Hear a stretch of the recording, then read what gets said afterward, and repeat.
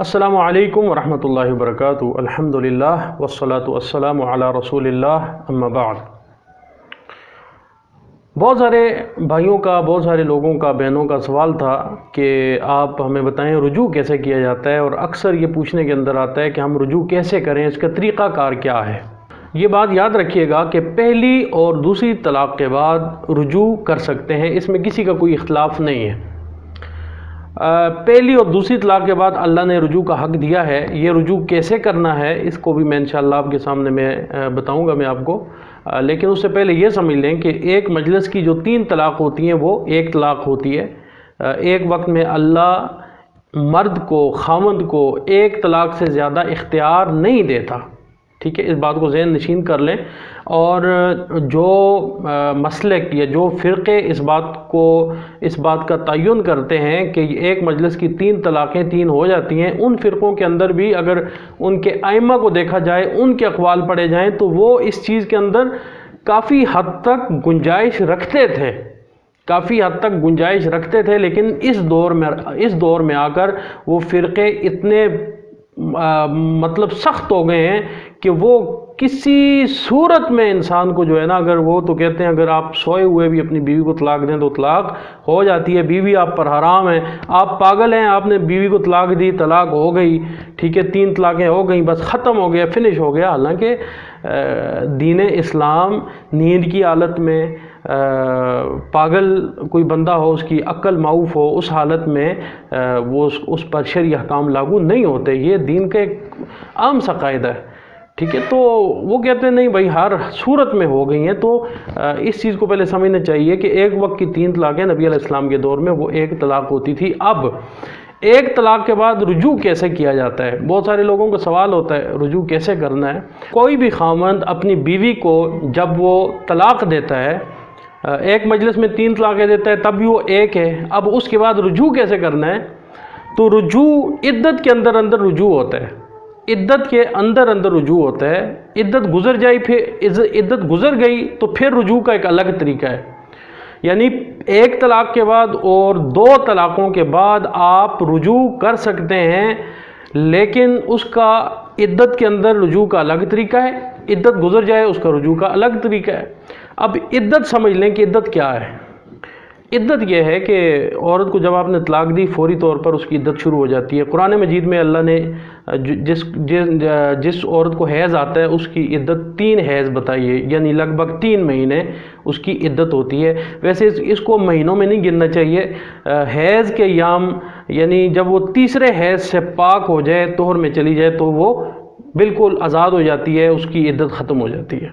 تو اسی لیے اللہ نے قرآن مجید میں فرمایا کہ اذا طلقتم النساء فطلقوهن لعدتهن، جب طلاق دو تو اس کی عدت کو مد نظر رکھتے ہوئے طلاق دو کہ وہ حیض سے پاک ہو اور طہر کے اندر داخل ہو، اور اس طہر کے اندر جس میں آپ نے ہم بستری نہ کی ہو تو اس کو طلاق دو، تاکہ وہ اگلے جو تیسرا حیض سے طہر کے اندر داخل ہو تو اس کی 3 مہینے عدت پوری ہو، اپنی وہ عدت کو کاؤنٹ کرے اور اپنی عدت کو شمار کر سکے، اس کے لیے مشکل نہ ہو، ٹھیک ہے۔ تو یہ 3 مہینے عدت ہوتی ہے ان عورتوں کے لیے جن کو حیض آتا ہے۔ جن کو حیض نہیں آتا، جو حیض سے مایوس ہیں یا جو بوڑھی ہو چکی ہیں یا کسی بیماری کی وجہ سے حیض نہیں آتا، ان کے لیے عدت 3 مہینے ہے، وہ دنوں کے حساب سے 3 مہینے شمار کریں گی۔ یہ اللہ نے قرآن مجید میں فرمایا سورۃ طلاق کے اندر۔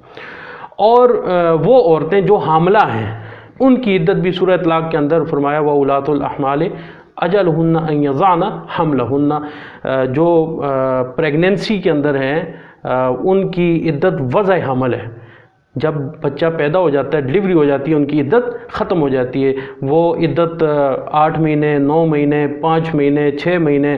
تو اس میں یہ ہے کہ جب عورت پریگننسی میں ہوتی ہے تو پھر اس کو آپ کسی بھی وقت طلاق دیں تو وہ شرعاً کوئی گناہ نہیں ہے، لیکن دوسری جو عورت جو حیض والی عورت ہے اس کا خیال رکھنا چاہیے کہ اس کو حیض سے وہ جب پاک ہو، طہر کے اندر جب داخل ہو تو ہم بستری سے پہلے اس کو طلاق دیں، یہ ایک پیریڈ ہے۔ جو پریگننسی میں اس کو آپ کسی وقت دے سکتے ہیں، اس کی عدت وضع عمل ہوگی، اور جو حیض سے مایوس ہے، بیماری کی وجہ سے حیض نہیں آتا، یا اس کو وہ بوڑھی ہو گئی ہے، بانجھ ہو گئی ہے تو اس وجہ سے حیض نہیں آتا، اس کو بھی آپ کسی وقت دے سکتے ہیں، پھر 3 مہینے اس کی شمار کرنے ہوتے ہیں۔ تو یہ عدت ہے. اس عدت کے اندر آپ رجوع کر سکتے ہیں. ٹھیک ہے، عدت کے ختم ہونے سے پہلے آپ الفاظ سے رجوع کر سکتے ہیں کہ میں نے آپ سے رجوع کیا. بہت سارے لوگوں کو یہی نہیں پتہ ہوتا رجوع کیسے کرنا ہے. آپ اپنی بیوی سے کہیں گے میں نے آپ سے رجوع کیا، یہ رجوع ہو گیا. اب جب عدت گزر گئی تو عدت کے بعد آپ نے اگر رجوع کرنا ہے تو پھر نئے نکاح کے ساتھ اور نئے حق مہر کے ساتھ رجوع ہوگا. پھر الفاظ سے نہیں ہوگا. پھر عورت چونکہ عدت گزار کے آزاد ہو گئی ہے، آپ کے نکاح سے نکل چکی ہے، اب وہ آگے بھی نکاح کر سکتی ہے، لیکن پچھلے ہسبینڈ کے پاس آنا چاہے تو آ سکتی ہے. یہ پہلی اور دوسری طلاق کے بعد یہ کنڈیشن ہے. تیسری جب طلاق اس نے پھر کبھی دی تو پھر تو فنش ہو گیا. نہ عدت کے اندر رجوع ہوتا ہے، نہ عدت کے بعد نئے نکاح کے ساتھ رجوع ہوتا ہے. یہ پہلی اور دوسری طلاق کے بعد عدت کے اندر الفاظ سے عدت گزر جائے تو پھر نئے نکاح کے ساتھ اس کا رجوع ہوگا اور نیا حق مہر ہوگا.